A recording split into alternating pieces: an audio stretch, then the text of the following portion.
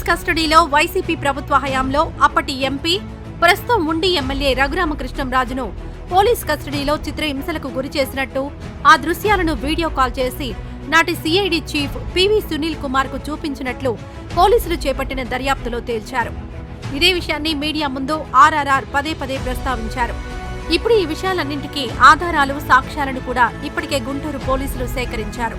తప్పుడు నివేదికను నాడు గుంటూరు జీజీహెచ్ అధికారులు ఇచ్చారని దర్యాప్తు చేపట్టిన పోలీసులు నిర్ధారించారు.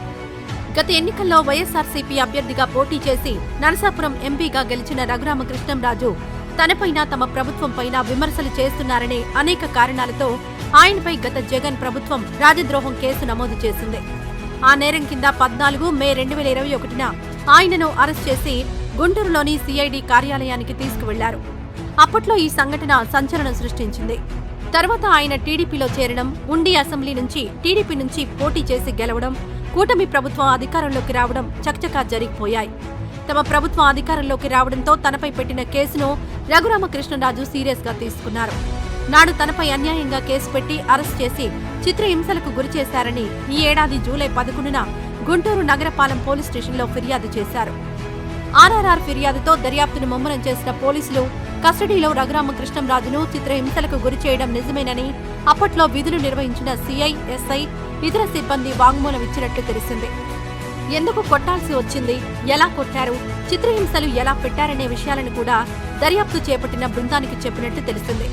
నాడు ఉన్నతాధికారుల ఆదేశాలతోనే రఘురామరాజును కొడుతూ వీడియో కాల్లో అప్పటి CID chief PV Sunil Kumar కు దృశ్యాలను చూపించామని చెప్పినట్లు సమాచారం. మరో ట్విస్ట్ ఏంటంటే ఈ కేసులో కొంతమంది పోలీసులు అప్రూవర్లుగా మారే అవకాశాలున్నట్లు పోలీస్ వర్గాల్లో చర్చ సాగుతోంది. అయితే రఘురామను అరెస్ట్ చేసిన రోజు రాత్రి ముఖానికి ముసిగేసుకున్న 4 వ్యక్తులు సునీల్ కుమార్ కార్యాలయానికి వచ్చారని అక్కడ విధుల్లో ఉన్న సెంట్రీ వాంగ్మూలంలో ఇచ్చారు. దాని ప్రకారం గుంటూరు సిఐడి కార్యాలయంలో ఆ రోజు రాత్రి పివి సునీల్ కుమార్ ఉన్నారా లేదా అనేది ఆరా తీసే పనిలో పోలీసులు నిమగ్నమయ్యారు. దీంతో పాటుగా నాడు దర్యాప్తు అధికారిగా వ్యవహరించిన విజయపాల్ కోసం గాలిస్తున్నారు. విజయపాల్ దొరికితే అసలు విషయాలన్నీ వెలుగు చూస్తాయని భావిస్తున్న పోలీసులకు ఆ విషయాలేవి బయటకు పొక్కకూడదనే ఉద్దేశంతోనే అప్పటి పోలీసులే ఆయనను దాచిపెట్టి ఉంటారని అనుమానిస్తున్నారు.